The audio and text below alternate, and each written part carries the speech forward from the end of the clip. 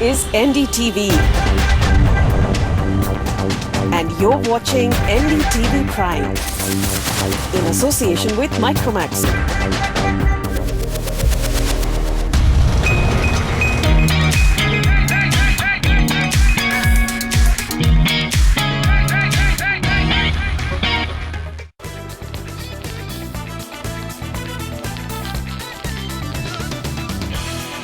After a stellar couple of years for Honda car in India, the last few months, there's been a lot of pressure on the company in terms of its performance, and there's been lots of questions in terms of the future product portfolio. Well, the first answer to a lot of those questions is coming in now in the form of the new BRV. It's a vehicle that was shown at the Auto Expo and has now made its market debut, with prices as well being announced right here today. And to speak about the BRV and also what it means for the overall Honda car strategy, we have the new boss at Honda Car India, Mr. Yoichiro Ueno, joining us. Thank you so much for speaking to us. Thank you very much. You are welcome. Welcome to India, and thank you for giving us your time today as well. It's my pleasure. I'm very excited to be here, and I'm looking forward to work for Indian market. No, I'm glad, and the thing is that, as I mentioned just now, that you're the new man at the helm. It's literally just been about a month that you've been here, and we've already got a very significant model coming in. So first off, let me ask you about the BRV. The anticipation was there from the Auto Expo. We saw the car there, but now that it's finally here, how important a model is it for you? Yes, BRV is a very successful model. In some countries we have launched, and this is the first car for us to enter the compact SUV models. So we are expecting that this model can capture quite broad range of the customers, and also this car has unique characters with SUV and high utilities. So I think these customers can capture not only from the same segment but from the various segments. So we are expecting quite a lot to this new model. Which of course then leads me to ask you, in terms of volume, what sort of volume would you be looking for from specifically this car? This is a very first model for this segment, so it's a bit difficult for us to estimate the exact numbers. But so far we are receiving quite a good pre-bookings, and we hope that this car can be one big pillar for our sales volume. The segment itself, of course, has been growing rapidly the last few quarters. We've seen that not just from one particular player, but we've seen a lot of new models coming into this space. Take us back into the development cycle. At what point did Honda decide that it has to be a vehicle which is around this size and not the sub 4-meter SUV? Because we've seen those coming in as well. One important character is this car has 7 seaters. So of course there is a limitation of 4 meters. We decided to provide more utilities of the cabin space and also seating capacities. But then finally it exceeded 4 meters. But I think there is a strong demand for this sort of high utility vehicles. I know you're sort of new into the Indian market, but I have to ask you, in terms of your market study and assessment of the kind of buyer you'd be able to attract, where does this car fit in versus the other car that's also in your utility portfolio, which is the Mobilio?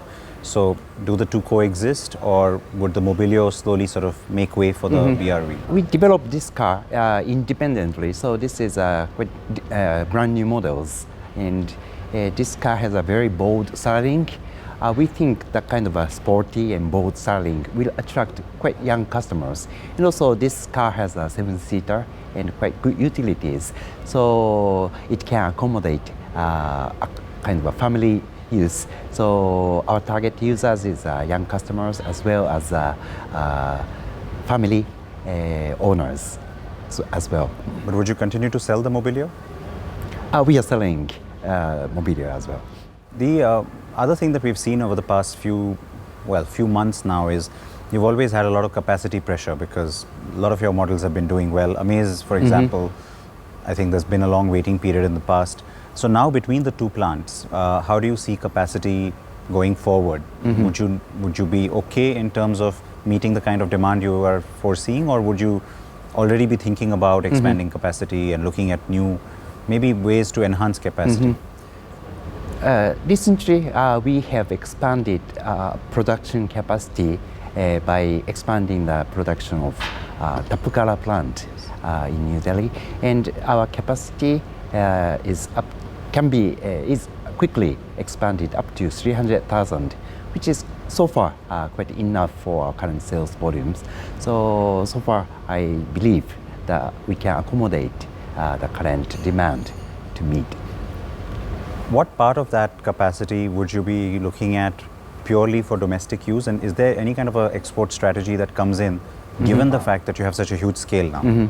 Because of the popularity of vehicles, I think many countries are interested in import more vehicles. So we'd like to seek on exploring to find some exporting partners in the future. The reason I ask that question is because a lot of your competitors have built up a very profitable business when it comes to exports.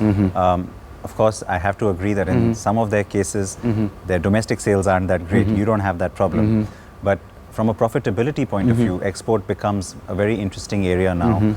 Also because in India, you've been able to crack a certain cost base.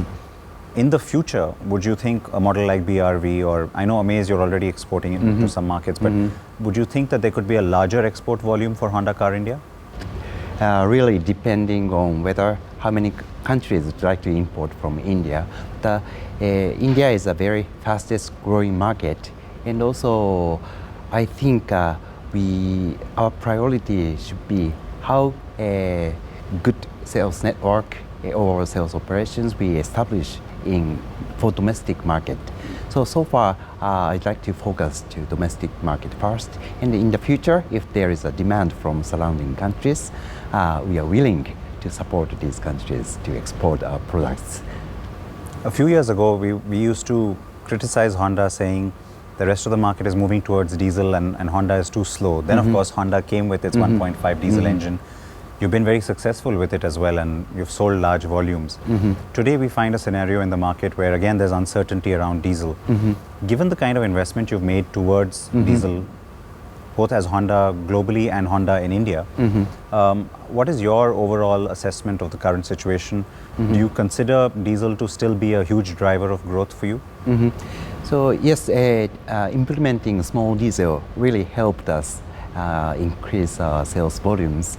But what we did is not eliminating the petrol, but we added diesels to our lineups. So currently, our petrol and diesel models are produced in the same factories.